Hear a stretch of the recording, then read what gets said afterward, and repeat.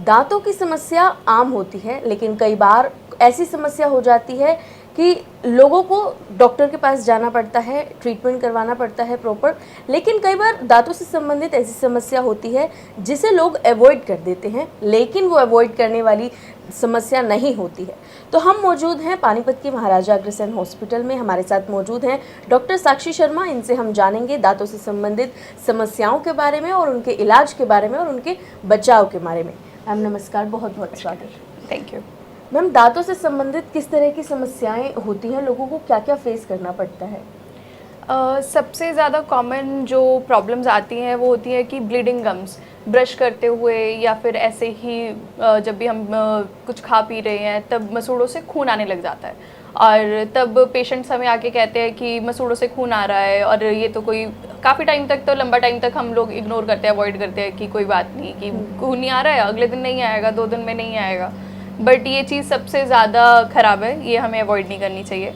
और सेकेंडली होता है कि कीड़े लगे हुए हैं दांतों में, कि हमें ठंडा गर्म लगता है और हम कहते हैं कि झुनझुनाहट सी हो रही है, सेंसिटिविटी है, और हम उसको अवॉइड कर देते हैं तब भी, कि कुछ दिनों के लिए डिले करते हैं कि कोई बात नहीं। जैसे अभी आपने कहा ना, कुछ प्रॉब्लम्स डेंटल की ऐसी होती हैं कि हम लोग डॉक्टर के पास ज़्यादा अवॉइड करते हैं। डेंटल की मोस्टली प्रॉब्लम्स यही है कि हम लोग घर पे नुस्खा करना प्रेफर करते हैं और सोचते हैं कि छोड़ो, रहने दो, कि यहीं पे हो जाएगा, क्योंकि चलता है कि इतना दर्द नहीं हो रहा है कि हमारा डेली लाइफ डिसरप्ट नहीं हो रहा है। तो that is the biggest problem in dental problems, कि हम लोग अवॉइड करते हैं और वो बढ़ती बढ़ती फिर बहुत ज़्यादा बढ़ जाती हैं। जैसे मैंने आपको बताया अभी ब्लीडिंग गम्स का, ये अगर बढ़ जाए तो इसके साथ हमारे मसूड़ों में इतनी ज़्यादा स्वेलिंग हो सकती है कि हमारे जो सारे दांत हैं वो कमज़ोर हो जाएंगे, कि वो निकलने लग जाएंगे। ये बहुत आगे की बात है कि जब वो इन्फेक्शन बहुत बढ़ जाती है। बट इनिशियली वो ब्लीडिंग रेगुलरली होना बहुत ऐसी दिक्कत है कि आपको इमीडिएटली जाके अपने डेंटिस्ट को दिखाना चाहिए। तो मसूड़ों में खून आना, क्या ऐसे कौन से लक्षण नज़र आते हैं जब मालूम पड़ता है कि मसूड़ों में खून आना एक बड़ी समस्या बनने जा रही है, मतलब ज़्यादा इफेक्ट करने जा रही है? देखिए, कुछ लग जाए, अभी नॉर्मली आपकी बॉडी पे कहीं पे भी खून निकलेगा, आपके हाथ पे ऐसे खून निकल गया तो आपको पता है कि वहाँ पे कट लगा, चाकू लगा तो खून निकला है, तो इट्स नॉर्मल कि फ़ाइन, हमें कट लगा। बट अगर कुछ ऐसे ही बिना कुछ किए आपके नॉर्मली ब्रश आप ऊपर दांतों पे कर रहे हैं और खून निकल रहा है, तो आपको खुद को सोचना चाहिए कि ये एक दिक्कत की बात हो सकती है। हमारे दांत का क्या स्ट्रक्चर रहता है कि जैसे ये हड्डी है, इसमें दांत है, उस दांत को उस हड्डी के साथ जोड़ा हुआ है कुछ रस्सियों ने, ठीक है। उस जो एरिया है उसको हम पॉकेट बोलते हैं, उसमें खाना और चीज़ें जब भी हम खाते हैं उसमें वो फंस जाता है। तो उसको रेगुलरली साफ़ करवाना, ब्रश के साथ वो इजीली साफ़ नहीं होता है, उसके लिए हमें रेगुलरली स्केलिंग, जो हम लोग कहते हैं डेंटल का प्रोसीजर रहता है स्केलिंग का, वो स्केलिंग के साथ साफ़ होता है। हम लोग उसको करते हैं अवॉइड, कि हमें लगता है कि कुछ लोगों में ये मिसअंडरस्टैंडिंग है कि स्केलिंग करवाने से ना दांत कमज़ोर हो जाते हैं, कि दांत हिलने लग जाते हैं। बट ऐसा कुछ भी नहीं है। हमें रेगुलरली, इट्स अ गाइडलाइन कि हमें एवरी 6 मंथ्स में स्केलिंग करवाते रहना चाहिए। ये इसीलिए है कि वहाँ से वो एरिया साफ़ हो जाएगा तो वो ब्लीडिंग नहीं होगी वहाँ पे। अगर वो फंसा रहेगा तो वहाँ पे वो इन्फेक्शन, कीटाणु बढ़ते रहेंगे और वो स्वेलिंग आती रहेगी और फिर वो ब्लीडिंग होगी। तो मसूड़ों में खून आने की वजह से जैसे क्या उनके इलाज क्या क्या रहते हैं, ट्रीटमेंट किस तरीके का पेशेंट को दिया जाता है? देखिए, सबसे पहले तो यही हो गया कि स्केलिंग का मैंने आपको बताया, सबसे मेजर ये है। दूसरा, अपना ओरल हाइजीन अच्छा रखना। ओरल हाइजीन हम कैसे अच्छा रख सकते हैं? रेगुलरली ब्रश करना। हम लोग क्या करते हैं कि बच्चों को शुरू से यही सिखाते हैं कि बस मॉर्निंग में ब्रश करना है। हम लोग रात को ब्रश करने पे इतना एम्फेसाइज नहीं करते हैं। सेकेंडली, हम खाना खाने के बाद कुर्ली करना, ओरल कैविटी को साफ रखना, वो इतना फोकस नहीं करते हैं, विच इज़ वेरी रॉन्ग। रात को ब्रश करना is very important. Even it is suggestible, ऐसा ही करना चाहिए आइडली, कि हम लोग एक तो ब्रेकफास्ट के बाद हम ब्रश करें, क्योंकि जितना लंबे टाइम तक हम अपना ओरल कैविटी साफ रखेंगे उतना ज़्यादा वो अच्छा होगा। ब्रेकफास्ट के बाद जब हमने ब्रश करा, उसके बाद हमारा लंच तक कुछ नहीं खाया, हमारा वो इतना लंबा पीरियड साफ रहा oral cavity without any bacterial infection या किसी की भी प्रेजेंस के बिना। सेम इज रात को ब्रश करा तो हमारा ओवरनाइट अपनी ओरल कैविटी बिल्कुल क्लीन रही है, वहाँ पे कोई इन्फेक्शन नहीं होगी, कोई बैक्टीरियाज का पैदा नहीं होंगे, किसी भी तरह की कोई दिक्कत नहीं आएगी। सेकेंड इज दिस, तो मेजरली अगर हम अपना ओरल कैविटी को साफ रखेंगे और रेगुलरली स्केलिंग करवाते रहेंगे कि हमारे वो पॉकेट्स क्लीन होते रहे, तो इससे ब्लीडिंग गम्स की प्रॉब्लम नहीं होगी।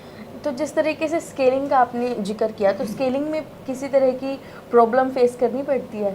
वैसे तो इंडिविजुअल पर्सन पे वो डिपेंड करता है कि कितना सेंसिटिव है बंदा, बट अदरवाइज थोड़ा सा इंसान को वो पानी का प्रेशर लगता है तो वो उसके साथ उनको थोड़ा अनईजी लग सकता है कि आवाज़ आती है थोड़ी, जैसे घिसिट रहे होता है ना, तो वो मशीन के साथ पानी का प्रेशर जाता है तो उसमें पेशेंट थोड़ा अनकंफर्टेबल हो सकता है।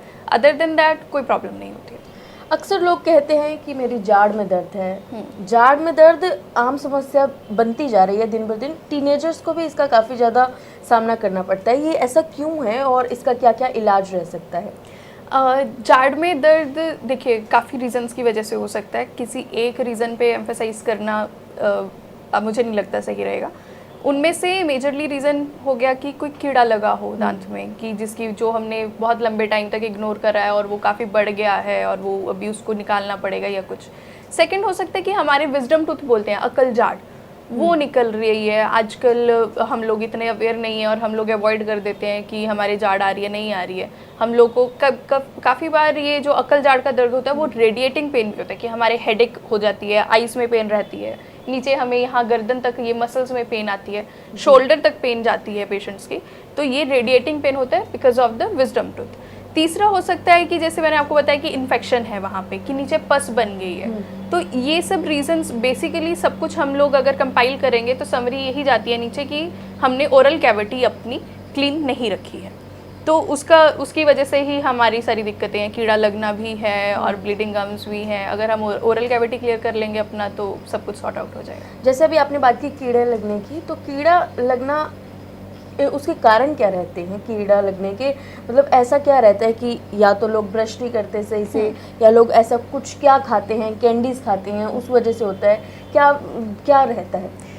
सबसे कॉमन रीज़न जो मैंने अभी तक पेशेंट्स में ऑब्जर्व करा है वो रहा है कि वो लोग सफाई ज़्यादा अच्छी नहीं रखते हैं। एक अपने यहाँ पे ब्रश करने का तरीका गलत है कि हम लोग ब्रश बस 2 सेकंड के लिए रगड़ा और वो भी बुरी तरह से झी करके रगड़ के हम लोग रख देते हैं कि काम ख़त्म करने के लिए हम ब्रश करते हैं। हम लोग ब्रश करने के लिए ब्रश नहीं कर रहे हैं, तो इस वजह से हम कर रहे हैं बट हमारी सफाई नहीं हो रही है, इसलिए फिर वो कीड़ा लगता है। दूसरा, खाना खाने के बाद कुर्ली करना बहुत ज़रूरी है, बहुत ज़रूरी है। हम लोग वो भी नहीं कर रहे हैं, इसीलिए आप कीड़े लगने की कह रहे हैं। मुझे लगता है सबसे बड़ी प्रॉब्लम डेंटल में है स्मेल लाने की, ओरल आपकी कैविटी में से गंदी, हैलिटोसिस बोल देते हैं इसे, कि वो स्मेल आती है गंदी बात करते हुए।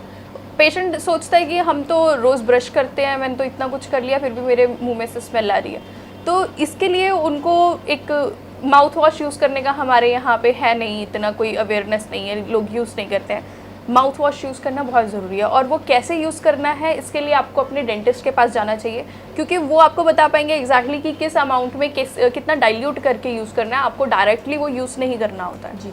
तो मैं आपका क्वेश्चन भूल गई हूँ, आपने क्या पूछा था मेरे से, आप प्लीज़ रिपीट करिए। हाँ जी, ये क्वेश्चन ये था कि कीड़ा लगने के कारण क्या रहते हैं? कीड़ा लगने के कारण वही वापस आ गए हम, वहाँ पे स्टिकी फूड होता है, चॉकलेट्स हो गई, कोई भी इसी तरह का स्टिकी सब्सटेंस जो हमारे दांतों में चिपक के रह जाता है और हम उसको साफ़ नहीं करते हैं, तब वो कीड़ा लगने की संभावनाएं बहुत ज़्यादा बढ़ा देता है। और ये फिर किस तरीके से इसको क्योर किया जा सकता है? देखिए, सबसे पहले तो वही है कि अपना जो आप स्वीट का कंजम्पशन है वो लिमिटेड रखें, ऐसा ना हो कि ओवरफ्लो हो जाए। सेकेंड इज़ कि अगर खा रहे हैं तो उसके बाद में अपना मुंह साफ कर लें, कुंडली कर लें, ब्रश कर लें। ये चीज़ें हैं कि आप अपना ओरल हाइजीन अच्छा रखें, ये प्रिवेंट कर सकते हैं आपकी। डॉक्टर्स, जैसे कई पेशेंट्स होते हैं जिन्हें कोई डेंटल प्रॉब्लम होती है, तो वो किसी ऐसे डॉक्टर के पास जाने से बचते हैं जो सर्टिफाइड हो। वो सोचते हैं ज़्यादा पैसा लग जाएगा, लंबा इलाज चलेगा, तो वो ऐसे में ऐसे डॉक्टर्स के पास चले जाते हैं जो सर्टिफाइड नहीं होते हैं। ऐसे में ये जाना सही है या नहीं? और अगर आपके पास ऐसा कोई केस है, आप बताना चाहते हैं, तो ज़रूर बताइए। देखिए, जैसे आपने कहा भी कि सर्टिफाइड डॉक्टर्स के पास कॉस्टली लगता है डेंटल, इसी वजह से मेरे को लग रहा है कि बहुत फेमस है कि डेंटल प्रोसीजर्स बहुत कॉस्टली रहते हैं, इसलिए पेशेंट्स एक्चुअली बहुत अवॉइड करते हैं और वो अनसर्टिफाइड डॉक्टर्स के पास जाना प्रेफर करते हैं। बट ये इतना ज़्यादा डेंजरस है, इतना ज़्यादा डेंजरस है कि आप लोग उसका आइडिया नहीं लगा सकते हैं। एक केस था मेरे पास ड्यूरिंग माय कॉलेज टाइम, हमने वहाँ पे देखा था अपने प्रोफेसर के पास।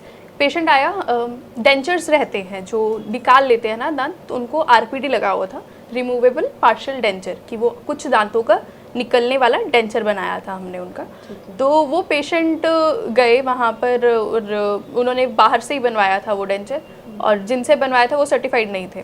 उन्होंने क्या करा कि उसको फिक्स्ड पार्शियल डेंचर अलग होते हैं जो लगे रह जाते हैं दांत, उन्होंने आरपीडी को फिक्स कर दिया किसी मटेरियल के साथ, किसी केमिकल के साथ उनके मुंह में वो चिपका दिया कि वो परमानेंट कर दिया है। वो केमिकल्स जो आरपीडी के होते हैं वो दांत में चिपके नहीं रह सकते हैं, उनको रहना नहीं चाहिए, वो केमिकल्स हैं किसी वजह से। कुछ मटेरियल, अलग अलग मटेरियल्स यूज़ होते हैं हर तरह के डेंचर में, तो वो सेम मिक्स करके वो ऐसे ही चिपका देना, वो ऑब्वियसली गलत बात है, वो नहीं होगा सही।